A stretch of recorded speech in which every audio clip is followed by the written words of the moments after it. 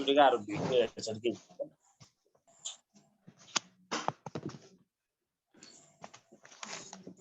Chapter 8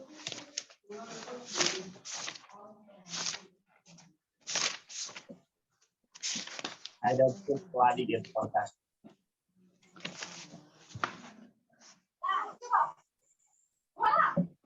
नयाँ course भएदेखि 10 मार्क्सको आछ है यहाँबाट 15 मार्क्स पनि आउन सक्छ एकदम सजिलो लेसन छ फाइनान्शियल प्लानिङ एन्ड फोरकास्टिङ हेर्नुस् त फाइनान्शियल भनेको वित्तीय प्लानिङ भनेको यो छैन फ्युचरमा भन्दा व्यवसायका कम्पनीलाई रोज म्युट गर्नुस् न है म्युट गर्नुस् ल फ्युचरमा हाम्रो व्यवसाय अथवा कम्पनीलाई फाइनान्सिङ निड के कति हुन्छ भनेर एनालाइसिस आजको दिनमा एनालाइसिस अथवा फोरकास्टिङ गरिन्छ भने त्यो नै के हो त फाइनान्शियल प्लानिङ एन्ड फोरकास्टिङ हो है हेर्नुस् त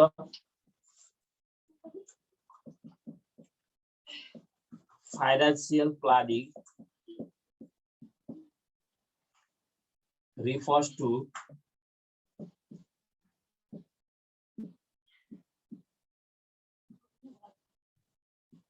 arrangement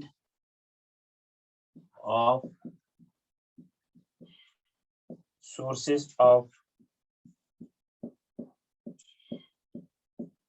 financing need in future.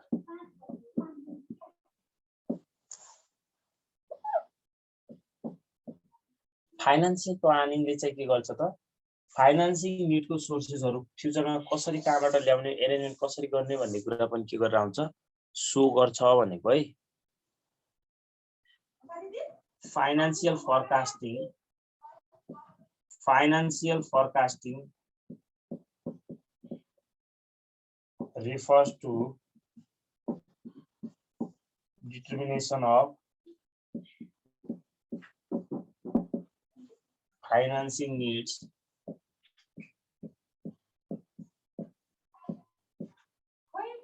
in future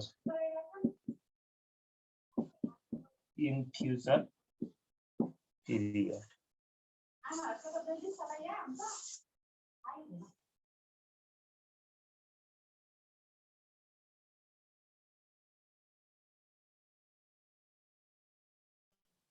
Methods of determining अब हेर्नुस् है मेन भनेको हामीले अब न्यूमेरिकललाई चाहिँ कुरा पढ्ला छ है मेथड्स अफ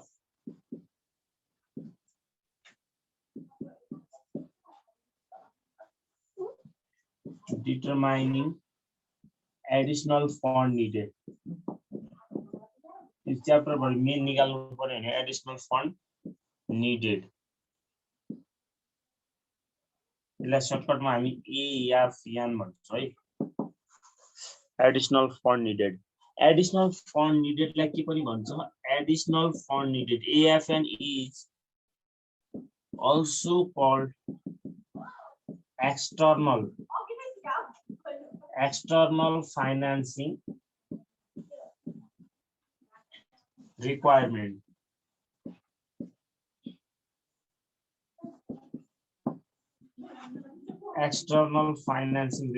EFF पनि भन्छ है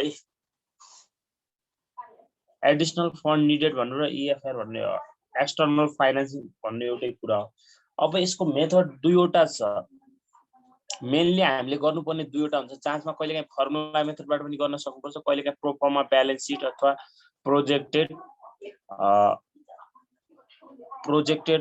भन्छ अथवा pro pharma balance seat financial statement हुन्छ प्रो फर्मा फाइनान्शियल स्टेटमेन्ट भनेको एउटा हामीले प्रो फर्मा इन्कम स्टेटमेन्ट बनाउनु पर्छ अर्कोमा चाहिँ प्रो फर्मा ब्यालेन्स सिट बनाउनु पर्छ है अब कन्डिसन अनुसार हामीले के युज गर्ने भन्ने हुन्छ क्या सबै कन्डिसनमा हामीले फर्मुला मेथड पनि युज गर्न सक्दैनौँ त्यो सिचुएसन आउँछ है अहिले म भन्छु यसमा लेख्नुस् त 1 नम्बरमा लेख्नुस् प्रोजेक्टेड 1 को आई मा लेख्नुस् न है PROJECTED प्रोजेक्टेड और प्रोफर्मा फाइनान्शियल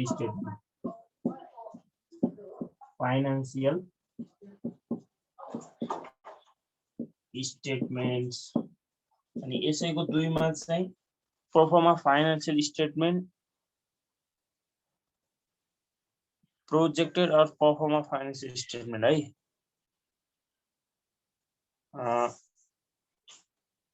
यसैको 2 मा चाहिँ रिग्रेसन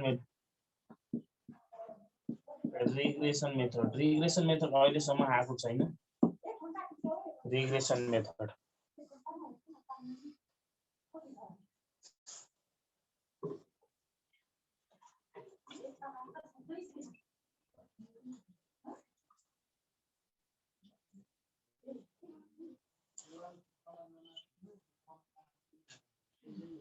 अनि 2 नम्बरमा चाहिँ using formula method.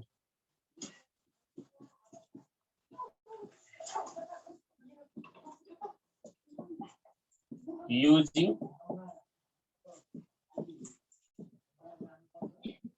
Formula method हामीले याद गर्नु।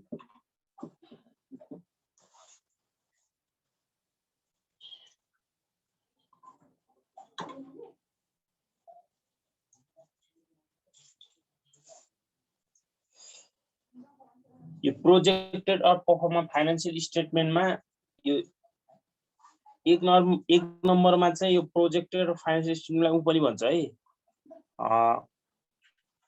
Percentage of sale or percentage to sale method भन्छ है। पर्सेन्टेज भनेको त्यो प्रोफर्माबाट पर्सेन्टेज चेन्ज कति भयो सेल्समा त्यही निकाल्नु पर्ने हो क्या है। Percentage of sale method and एक नम्बरमा पर्सेन्टेज अफ सेल मेथड भनेर त्यसपछि गराउँछ मेट है। मैले यसलाई पर्सेन्टेज अफ सेल मेथड त्यो परफर्मा फाइनेन्शियल स्टेटमेन्टको आई नम्बरमा है। Percentage of sale method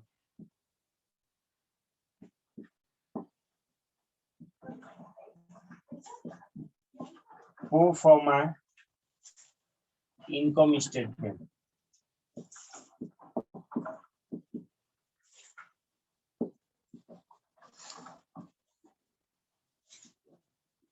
income स्टेटमेन्टको फर्मेट बनाउने पर्टिकुलर रुपिज लेख्ने है। अब यहाँनिर हाम्रो सेल्स हुन्छ। सेल्स भनेको जहिले पनि हामीले S1 भनेको फ्युचरको राख्नुपर्छ। S1 कसरी आउँछ भनेपछि S0 भनेको क्वेशनमा दिएको सेल्सलाई 1 + G ग्रोथ रेटले मल्टिप्लाई गर्ने है। ग्रोथ रेट भनेको सेल्समा कति पर्सेन्टले इन्क्रिज भयो हामीले त्यो क्वेशनमा गिभन हुन्छ त्यसलाई मल्टिप्लाई गरेर राख्ने लेस अपरेटिङ कस्टहरुलाई घटाइदिने। अपरेटिङ कस्टहरु पनि ओल्ड इन्टु के हुन्छ 1 + G हुन्छ। क्वेशनमा दिएकोलाई यसरी मल्टिप्लाई गरेर राख्दिने। यहाँ लेस गरेपछि यता ब्र्याकेटमा लेस गरी राख्नु पर्दैन है, त्यो आफै लेस जनाउँछ, गर्दा पनि केही समस्या हुँदैन। अनि हाम्रो के आउँछ अपरेटिङ प्रॉफिट आउँछ। अपरेटिङ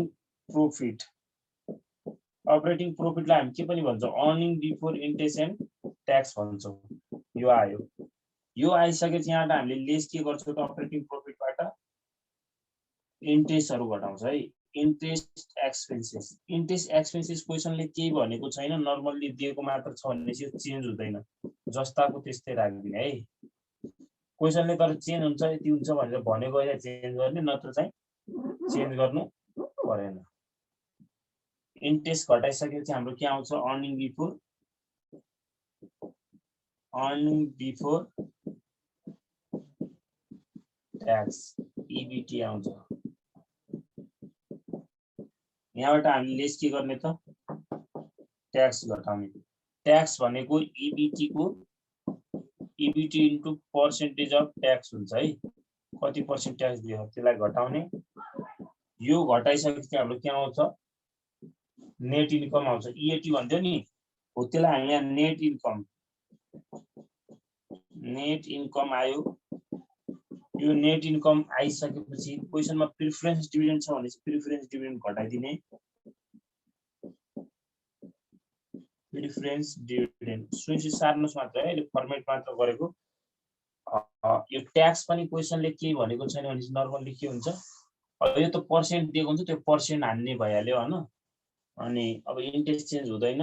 अनि यो प्रिफरेन्स डिभिडेन्डको बारेमा नि क्वेशनले नर्मली के भनेको छैन भने नो चेन्ज जस्ताको त्यस्तै राख्ने। यो घटाइसकेपछि हाम्रो के आउँछ त earning available to equity share holder आउँछ। Earning available to equity holders, यसलाई हामी EAEAS भन्छौँ है सर्टकटमा। Earning available to equity share holder आइसकेपछि यहाँबाट उनीहरूलाई इक्विटी सेयर होल्डरलाई के बाँड दिन्छ त, डिभिडेन्ड दिन्छ है। यो डिभिडेन्ड भने इक्विटी सेयर होल्डरको केही % डिभिडेन्ड बाँड्छ। यो डिभिडेन्ड चाहिँ हामीले क्वेसनमा निकाल्नु पर्छ है। कसरी निकाल्ने भनेपछि जस्तै क्वेसनमा हामीलाई डिभिडेन्ड पे आउट रेशियो दिएको छ, DPR दिएको छ भने नेट इन्कम गर्नुपर्छ। अनि डिभिडेन्ड पर सेयर दिएको छ, डिभिडेन्ड पर सेयर दिएको छ, अथवा के दिएको छ, यो निस्किन्छ है, चेन्ज नगर्नुहोस्। यसलाई चाहिँ निकाल्नु पर्छ भनेको है, यसलाई चाहिँ निकाल्ने। यो निकालिसकेपछि बचेको पैसा भनेको के हो त, कम्पनीमा बचेको रिटेन्सन इन रिटेन अर्निङ हो। त एडिसन टु रिटेन अर्निङ भनेर लेख्दा नि हुन्छ है। कति पैसा कम्पनीले राख्यो त, एडिसन टु रिटेन अर्निङ। यो याद गर्नु पर्दैन, यो फर्मेट हामीलाई क्वेसनमा हामीलाई इन्कम स्टेटमेन्ट दिएको छ भने मात्र हामीले इन्कम स्टेटमेन्ट बनाउने हो है। नत्र त्यो इन्कम स्टेटमेन्ट नबनाएर हामीले डाइरेक्ट त्यहाँबाट पनि क्याल्कुलेसन गर्न सक्छौँ। क्वेसनमा इन्कम स्टेटमेन्ट दिएको छ भने लगभग हामीले इन्कम स्टेटमेन्ट बनाएरै एडिसन टु रिटेन अर्निङ निकाल्नु पर्छ है।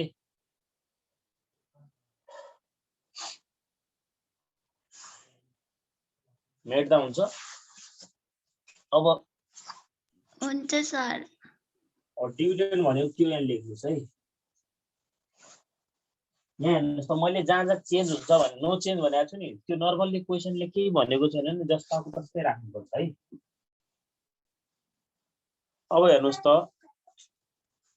डिभिडेन्ड भनेको कसरी निकाल्ने भन्ने कुरा है। वर्किङ नोटमा अथवा नोट भनेर लेख्नुहोस्, एकदम इम्पोर्टेन्ट कुरा हो। लगभग आजै लिएपछि तपाईँ लगभग 80% त गर्न सक्नुहुन्छ, 80 देखि 90%। आजको क्लासमा मात्र, भोलि गरेपछि 100% मजाले सकिन्छ है। अब हामीले 1 नम्बरमा डिभिडेन्ड कसरी निकाल्ने भन्ने कुरा हो।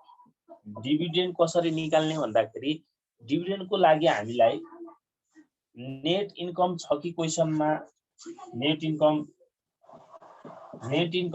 यहाँ हेर्नुहोस् है, क्वेसनमा सधैँ प्रिफरेन्स डिभिडेन्ड हुन्छ भन्ने हुँदैन। यो नभएपछि नेट इन्कम भन्नु नै के हो, earning available to equity share holder हो हैन हो, अथवा earning available to equity holder, यो भन्नु एउटा प्रिफरेन्स डिभिडेन्ड नभएपछि। अनि यसलाई केले मल्टिप्लाई गरिदिने, डिभिडेन्ड पे आउट रेशियोले मल्टिप्लाई गरिदिने है। यो भनेको dividend pay out ratio. DPR भनेको के हो अरे, DPR भनेको डिभिडेन्ड पे आउट रेशियो। यो कसरी निस्किन्छ सबै लेख्छ हामीले है, डिभिडेन्ड पे आउट रेशियो। अथवा डिभिडेन्डलाई यसरी पनि निकाल्न सकिन्छ। हेर्नुहोस् है, त्यो छैन भने डिभिडेन्डलाई कसरी पनि निकाल्न सकिन्छ। डिभिडेन्ड इक्वल टु हामीलाई डिभिडेन्ड पर सेयर दिएको हुन्छ हैन, नम्बर अफ सेयर्स भनेको इक्विटी सेयरले केलाई मल्टिप्लाई गरिदिने, डिभिडेन्ड पर सेयरलाई। डिभिडेन्ड पर सेयरलाई मल्टिप्लाई गर्यो भने त DPS है, डिभिडेन्ड पर सेयरलाई मल्टिप्लाई गर्यो भने आएन, आइहाल्यो। अब हेर्नुहोस् त, DPS भनेको के अरे, DPS भनेको डिभिडेन्ड पर सेयर है, डिभिडेन्ड पर सेयर। यो सबै दिएको हुँदैन, एउटा कन्डिसन हुन्छ। जस्तै डिभिडेन्ड हामीलाई कि नेट इन्कमबाट यसरी निकाल्नु पर्यो हैन, नत्र चाहिँ यसरी निकाल्नु पर्यो है।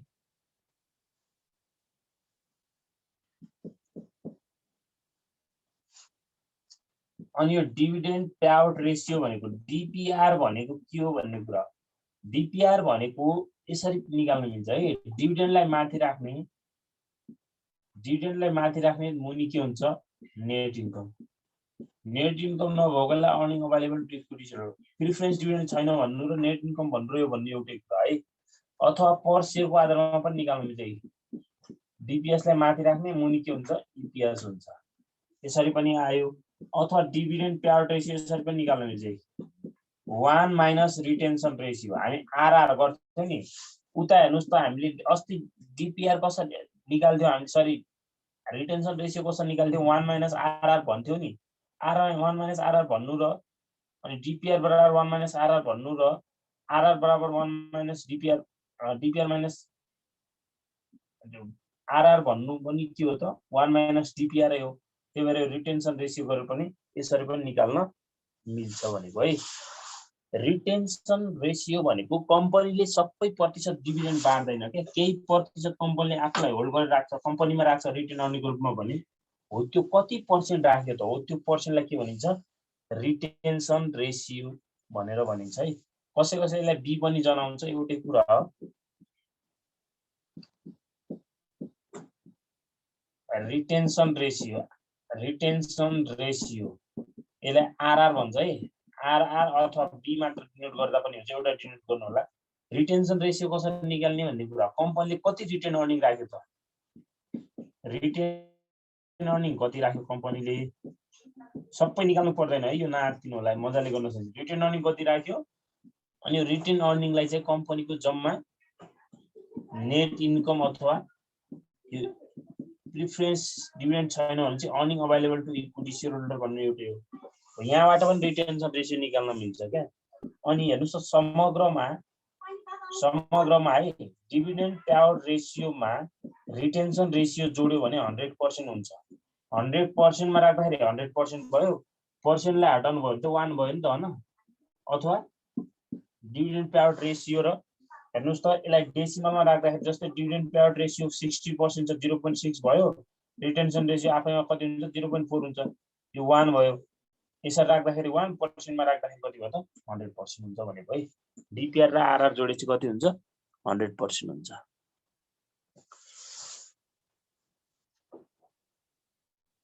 ल यो गरेको बुझ्नु भयो। अब प्रोफर्मा ब्यालेन्स सिट गराउँछु है।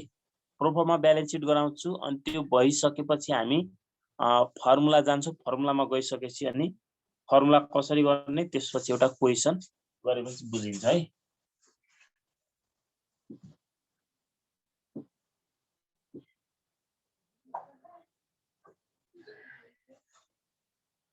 Proforma balance sheet, proforma balance sheet as on कति को राख्ने,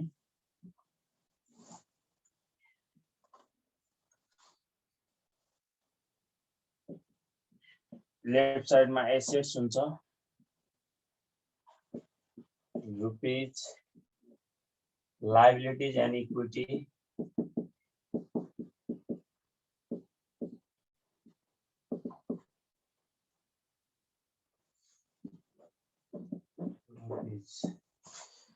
प्रोफर्मा ब्यालेन्स सिटमा पनि नर्मल्ली स्पोन्टेनियस एसेट्स र स्पोन्टेनियस लायबिलिटीजहरु मात्र चेन्ज हुन्छ।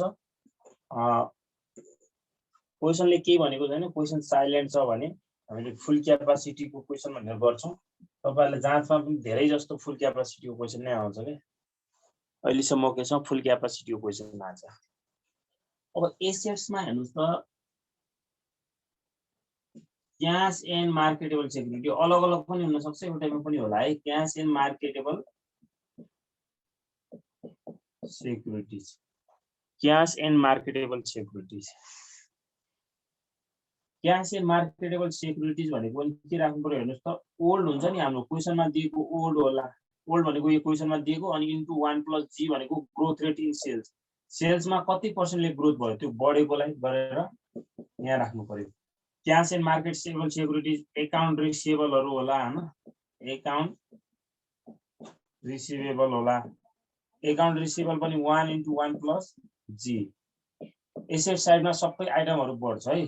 एकाउन्ट रिसिभेबल अनि एकाउन्ट रिसिभेबल बिल्स रिसिभेबल भन्ला एउटै कुरा हो।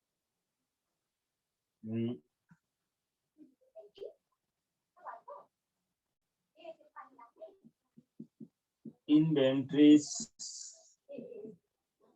यो पनि 1 + g, ओल्ड * 1 + g गरेर राख्नु पर्यो है।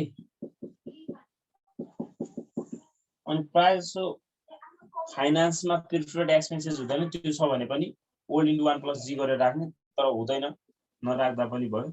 यो सबै जोडेर हाम्रो के आयो त टोटल करेन्ट एसेट्स आयो। यो करेन्ट एसेट्स आइसकेपछि अब हाम्रो के हुन्छ त एउटा फिक्स एसेट्स हुन्छ। क्वेसनमा नभने नि हाम्रो फाइनान्समा चाहिँ यसलाई नेट मान्छ है। फिक्स एसेट्स पनि के भनेको ओल्ड इन्टु 1 प्लस जी। क्वेसनले के भनेको चाहिँ नर्मल छ भने फुल क्यापासिटी हो चाहिँ हामीले के गर्नु पर्यो, यसलाई पनि बढाएर राख्नु पर्यो, टोटल भइहाल्यो। लायबिलिटीज एन्ड इक्विटी साइडमा हेर्नुहोस् त, सुरुमा करेन्ट लायबिलिटीजहरु एकाउन्ट्स पेएबल,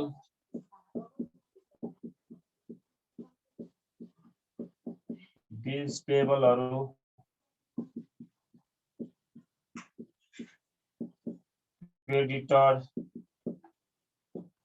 क्रेडिटर्स भनेको अब यसलाई पनि के गर्ने, ओल्ड इन्टु 1 प्लस जी गरेर राख्नु पर्यो।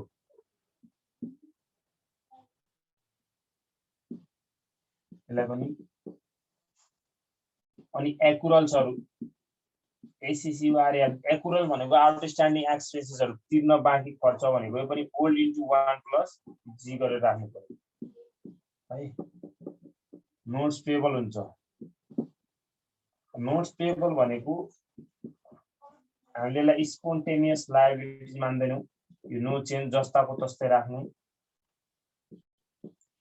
नो चेन्ज भनेको ठाउँमा यो सबै जोडे हाम्रो के आएको, टोटल करेन्ट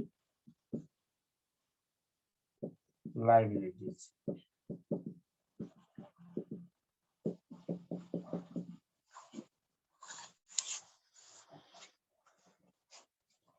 अब यसमा लङ टर्म डेटहरु, लङ टर्म डेट चेन्ज हुँदैन है। अरु कुराहरु अब स्पोन्टेनियस लायबिलिटीज भनेको लायबिलिटी साइडमा accounts payable, bills payable, creditor र एक्युरल्सहरु मात्र चेन्ज हुन्छ, अरु कुराहरु केही चेन्ज हुँदैन है।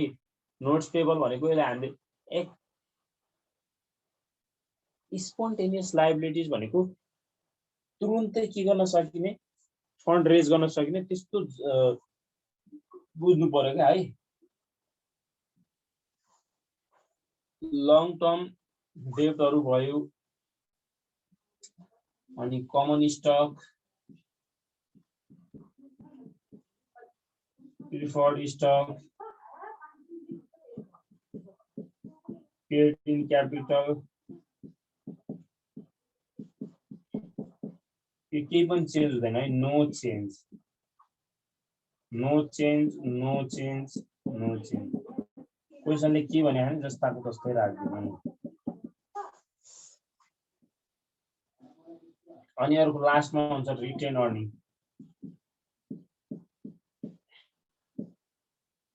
रिटेन अर्निङमा त अब हाम्रो दिएको हुन्छ ओल्ड हुन्छ, अघि हामीले निकाल्यौं नि एडिसन हो, त्यसलाई जोड्नु पर्यो। एडिसन टु रिटेन अर्निङमा दुईटालाई जोडेर राख्नु पर्छ यो चाहिँ। अनि यहाँ गरेर हाम्रो के आउँछ त, एक लाइन छोड्नु होला है, त्यहाँ तल चाहिन्छ, यहाँ एएफएन को लागि चाहिन्छ।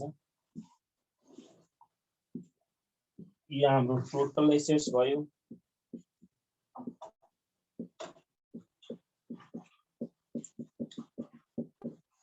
यो चाहिँ हाम्रो टोटल लायबिलिटीज एन्ड इक्विटी भयो। टोटल लायबिलिटीज एन्ड इक्विटी भयो।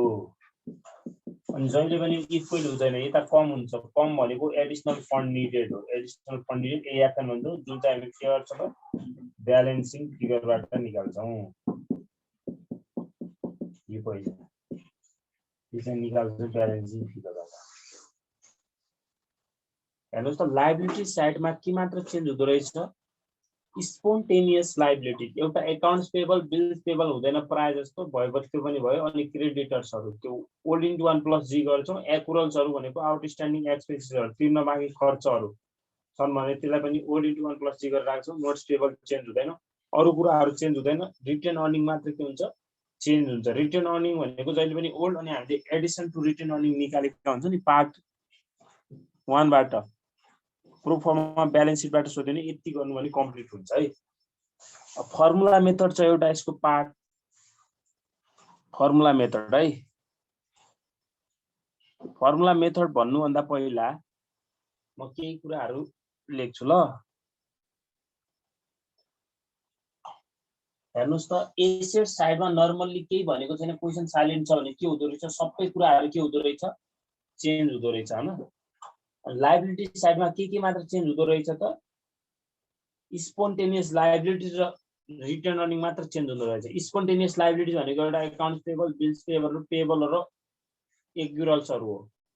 अनि रिटर्न अर्निङ चाहिँ old plus addition to retained earning जुन हामीले स्टेप 1 मा निकालेका हुन्छ है।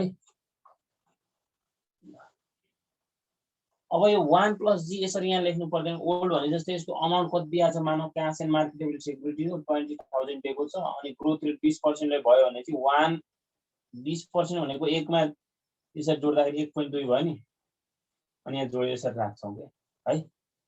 यस्तो त हो नि, जस्तै 1 + 20% ले ग्रोथ भयो भने चाहिँ 0.2 भयो। यसलाई अनि अगाडि 20,000 छ, यसलाई राख्दाखेरि कति भयो त 20,000 * 1.2 भयो कि भएन हो। यसरी राख्छौं अनि यहाँ 24,000 भनेर यसरी देखाउँछौं के है। बुझिहाल्नुहुन्छ राइट ल। मैले यसलाई भयो सर।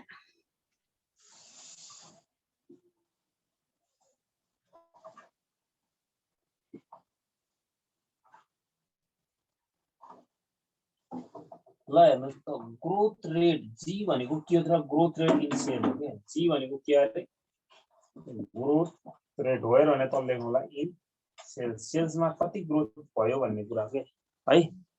अब हामीलाई कहिलेकाहीँ ग्रोथ रेट दिएको हुँदैन, दिएको छैन भने त्यतिखेर हामीले S1 - S0 डिवाइडेड S0 गर्छौं के, इन्टु 100% गर्दा नि भयो। अब S1 भनेको के हो भन्ने होला। S1 भनेको फ्युचर अथवा कमिङ इयर सेल्स हो के। कमिङ इयर अथवा एक्सपेक्टेड अथवा फ्युचर सेल्स हो भनेर बुझ्नु पर्यो। अनि S0 भनेको त आजको sales value, current year sales, current year sales क्वेशनमा दिएको क्या। जस्तै हामीले एउटा 2017 दिएको छ अनि एउटा 2018 दिएको छ भने 2018 भनेको एक्सपेक्टेड कमिङ इयर सेल भयो, 2017 भनेको करेन्ट इयर भयो। अनि यहाँ करेन्ट इयरको सेल्स राख्नु पर्यो है त। जी भनेको ग्रोथ रेट भइहाल्यो। अनि S1 - S0 गर्यो भने त्यसलाई चेन्ज इन सेल्स पनि भन्छ है। के अरे changing sales. Change in sales. यसलाई माथिकोलाई डेल्टा एस पनि भन्न मिल्छ अनि मुनि त यो भइहाल्यो। यो भनेको चेन्ज इन सेल्स हो नि हैन। चेन्ज इन सेल्स कसरी आउँदो रहेछ? S1 - S0 गरेर आउँदो रहेछ। S0 अनि S1 भनेको हेर्नुस् त, S1 पनि हामीले नदिएपछि कसरी निकाल्न सक्छौं हामी? S1 भनेको के हो त? S0 * 1 + g कति ग्रोथ भयो भन्ने त हो नि हैन। यसरी निकाल्न सकिहाल्यो। S1 पनि हामीले S1 = S0 * 1 + g गरेर निकाल्न सक्छौं है। हस। चेन्ज इन सेल्सलाई पनि डाइरेक्ट कतिले पर्छ इन्क्रिज भयो भन्ने कुरा। जस्तै हामीले ग्रोथ रेट दिएको छ जी इन्टु यो मात्र यो करेन्ट इयर सेल्स गर्यो भने पनि हाम्रो के आउँछ? चेन्ज इन सेल्स आउँछ। त्यो अब हिसाब गर्दाखेरि क्लियर भइहाल्छ है। एउटा फर्मुला गर्छौं, फर्मुला गरिसकेपछि त्यसपछि अनि यसको एउटा हिसाब गरेपछि पुरै क्लियर बुझिन्छ है।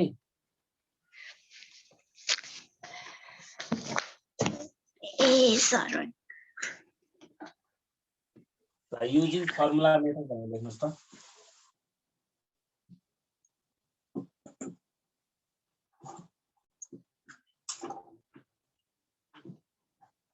फाइनान्शियल प्लानिङ एन्ड फोरकास्टिङ हो।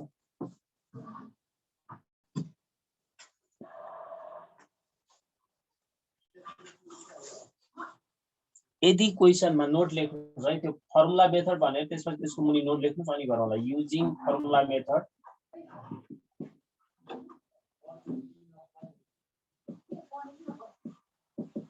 AFN additional fund needed. Additional fund निडेडलाई के पनि भन्दो रहेछ?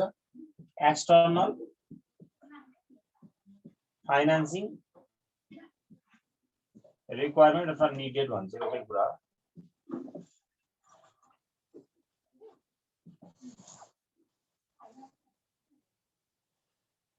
यति भयो। यदि क्वेशनमा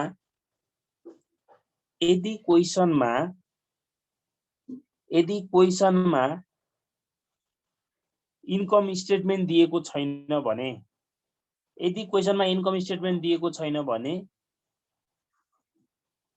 र सबै रेसियोहरू कन्स्टेन्ट छन् भने है, यदि क्वेसनमा इन्कम स्टेटमेन्ट दिएको छैन र सबै रेसियोहरू कन्स्टेन्ट छन् भने, सबै रेसियोहरू कन्स्टेन्ट छन् भनेको जस्तै भनेर ब्र्याकेट भित्र लेख्नुस् त, जस्तै रिटेन्सन रेसियो आरआर, जस्तै रिटेन्सन रेसियो आरआर हैन, अनि tax rate, dividend payout ratio हो, यिनीहरू कन्स्टेन्ट छन् भने हामीले फर्मुला मेथड युज गर्ने भनेर लेख्नुस्। फर्मुला मेथड प्रयोग गर्ने अथवा युज गर्ने भन्नु पर्यो है। क्वेसनमा इन्कम स्टेटमेन्ट दिएको छैन अनि सबै रेसियोहरू कन्स्टेन्ट छन् अथवा फिक्स छन्, पहिलाका जस्तै छन् भन्यो भने त के गर्नु पर्यो, फर्मुला मेथड युज गर्दा बेटर भयो है त। त्यतिबेला हामीले के गर्न पर्यो, प्रोफर्मा इन्कम स्टेटमेन्ट बनाउनु परेन क्या। इन्कम स्टेटमेन्ट दिएकै छैन भने इन्कम स्टेटमेन्ट बनाउनु परेन।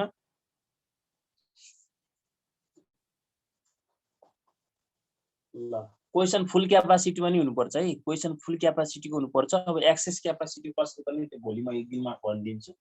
खास चाहिँ तपाईहरुलाई एक्सेस क्यापासिटीको चाहिँ आउँदैन है। ल एडिसनल फन्ड निडेड भनेर लेख्नुस् त, एएफएन नोट लेखिसक्नु भयो हैन? एएफएन भयो sir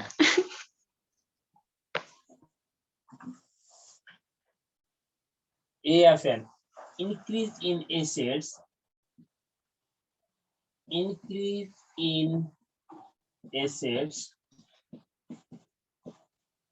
minus increase in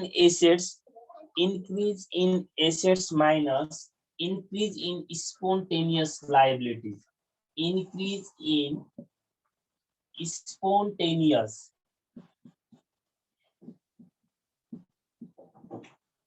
increase in SPONTANEOUS, right? Spontaneous liabilities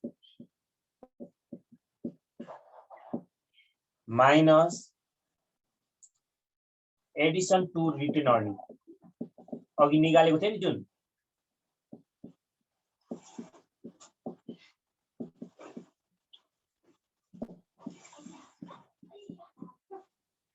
अघि हामीले उता केबाट निकालेको थियौं, एडिसनल फन्ड निडेड प्रोफर्मा ब्यालेन्स शीटमा गएर ब्यालेन्सिङ फिगर गरेका थियौं। अब डाइरेक्ट यहाँ फर्मुलाबाट निकाल्न मिल्दो रहेछ। एडिसनल फन्ड निडेड भने के रहेछ त, increase in assets minus increase in spontaneous liabilities minus addition to retain earning रहेछ क्या, यति हो। अब यो इन्क्रिज इन एसेट्स भनेको के हो भन्ने कुरा थाहा पाउनु पर्यो नि त। इन्क्रिज इन एसेट्स भनेको नि एएसटी डिवाइडेड S0 भनेको S0 भनेको है एउटै कुरा हो। अनि चेन्ज इन सेल्स भनेको delta sales delta S minus यो अब increase in liability spontaneous liabilities भनेको यो L star divided S0 into delta S, अनि माइनस यो पछाडिको फर्मुला के हुन्छ त, याम इन्टु आरआर इन्टु S1। यो आरआर भनेको रिटेन्सन रेशियोलाई तपाईले बी सम्झिनु भयो भने एमबीएस फर्स्ट सेमिस्टर भनेर सम्झिनु भने सजिलो हुन्छ। एमबीएस यसलाई रिटेन्सन रेशियोलाई बी पनि डिनोट गर्दा पनि हुन्छ है। यसलाई जस्तै त्यसरी डिनोट गर्दा हेर्नुस् त के हुन्छ, एमबीएस फर्स्ट भयो नि, एमबीएस फर्स्ट सेमिस्टर। एम भनेको यहाँनिर प्रॉफिट मार्जिन रेशियो हुन्छ, नेट प्रॉफिट मार्जिन, बी भनेको रिटेन्सन रेशियो, S1 भनेको फ्युचर सेल्स अथवा कमिङ इयर सेल्स भनेको है। अझ यसलाई हामी सानो बनाउँछौं। यहाँ हेर्नुस् त, यो दुईटा कुराहरुमा हेर्नुस् त, दुईटैमा के छ कमन, डेल्टा एस छ हैन। भनेपछि AST divided S0 minus L star divided S0 हेर्नुस् त, हो यति गर्यो भने यसलाई मुनि यता पछाडी के गर्न मिल्छ, डेल्टा एस गर्यो भने एउटै हुन्छ कि हुँदैन। अनि am into RR into S1, यो कसैले S1 लाई यहाँ S0 इन्टु 1 प्लस जी पनि गरे हुन्छ है। यो भनेको S0 इन्टु 1 प्लस जी हो नि, नलेखेन भयो पछि हामी अलगै निकाल्दा पनि हुन्छ। अझ यसलाई सानो बनाउन पनि मिल्छ, तपाईले प्रायः यो फर्मुला युज गर्नु होला, राम्रो हुन्छ। अझ यसलाई सानो कसरी बनाउन मिल्ने हेर्नुस् त, यो दुईटैमा मुनि के छ, सेम S0 छ भनेपछि A star minus L star divided तल के मात्र गर्न मिल्यो, S0 गर्न मिल्यो, अनि इन्टु डेल्टा एस। अनि हेर्नुस् त यो याम इन्टु रिटेन्सन रेशियो आरआर भइहाल्यो। यसलाई फेरि के गर्न मिल्छ S0 * 1 + G गर्न मिल्छ के। यो डेल्टा एसलाई पनि के गर्न मिल्छ हेर्नुस् है, नलेख्नु होला। डेल्टा एस भनेको S0 * 1 + S0 * ग्रोथ रेट, कतिले इन्क्रिज भएको कतिले चेन्ज भएको गर्दा यति गर्न पनि मिल्छ क्या है। यो नलेखे नि भयो, केही छैन। डेल्टा एस लेख्नु होला। यसलाई हेर्नुस् त S1 भनेको S0 * 1 + G अघि हामीले गरेका थियौँ त्यो गर्न पनि मिल्यो क्या। यति भयो। तपाईले चाहिँ यति गर्दा पनि इनफ हुन्छ है, यो गर्दा पनि भयो तपाईले। यो फर्मुला युज गर्दा पनि बेटर, यो गर्दा पनि बेटर।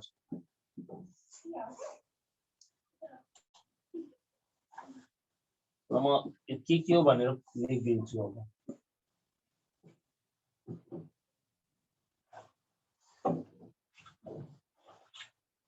कतिखेर युज गर्ने भन्ने कुरा भयो है। यो भनेको एडिसन टु रिटेन अर्निङको पार्ट हो। ल ए स्टार भनेको वेयर भन्ने लेख्नुस् त। वेयर ए स्टार भनेको के हो त? ए स्टार भनेको एसेट्स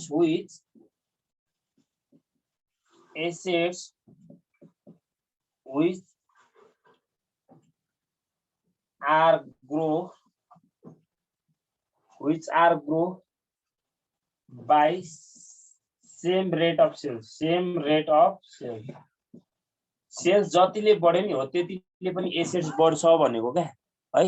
सेल्स जतिले बढ्यो एसेट्स पनि त्यहीले बढ्छ भनेको। जस्तै 20% ले सेल्स इन्क्रिज भएको छ भने एसेट्स पनि प्रत्येक एसेट्स कति पर्सेन्टले हुन्छन्? 20% ले नै इन्क्रिज हुन्छ भनेको है। अनि एल स्टार भनेको स्पोन्टेनियस लायबिलिटीज हो। स्पोन्टेनियस लायबिलिटीज भनेको के हो? यो भित्र पनि लेख्दियौ हामी। एकाउन्ट्स पेबल हैन, यसलाई बिल्स पेबल पनि भन्छ र आउटस्ट्यान्डिङ एक्सपेन्सेसहरु। आउटस्ट्यान्डिङ एक्सपेन्स ट्रेड क्रेडिटहरु यस्ता कुराहरु आउँछ। क्रेडिटर भनेको त्यही भइहाल्यो। अनि अर्को एक्युरल्सहरु, एक्युरल्स नै भन्छ, एक्युरल्स लेख्ने। यति दुईटा कुरा भयो। अनि एम भनेको प्रोफिट मार्जिन रेशियो हो। एम भनेको नेट प्रोफिट मार्जिन रिजोइन हुनु होला है, क्लास हुन्छ अहिले। एउटा त्यो क्वेशन त बनाउँछौँ हामी। नेट प्रोफिट मार्जिन रेशियो है यो। यो कसरी आउँछ क्वेशनमा हामीलाई दिएन भने नेट इन्कम अथवा earning available to equity shareholder लाई हामीले केले भाग गर्नु पर्यो त? सेल्सले भाग गर्नु पर्यो। सेल्स भनेको S0, यसले भाग गरे चाहिँ हाम्रो के आउँछ? प्रोफिट मार्जिन आउने भयो है। अनि यो मात्र भन्छ कहिलेका यति, एउटा यो यति मात्र सोधिरा हुन्छ। यो तपाईले क्यापिटल इन्टेन्सिटी रेशियो निकाल भन्ने चाहिँ क्यापिटल इन्टेन्सिटी रेशियो भन्यो भने ए स्टारलाई S0 ले भाग गर्दिने क्यापिटल इन्टेन्सिटी रेशियो आउँछ है। अनि अर्को छ एल स्टार बाइ S0 भनेको के हो त? यो स्पोन्टेनियस लायबिलिटीज टु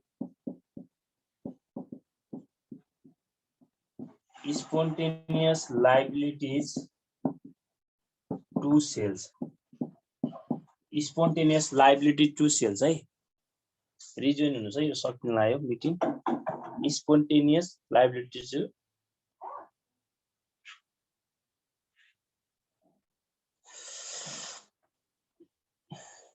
रिजोइन हुनुहोस् ल।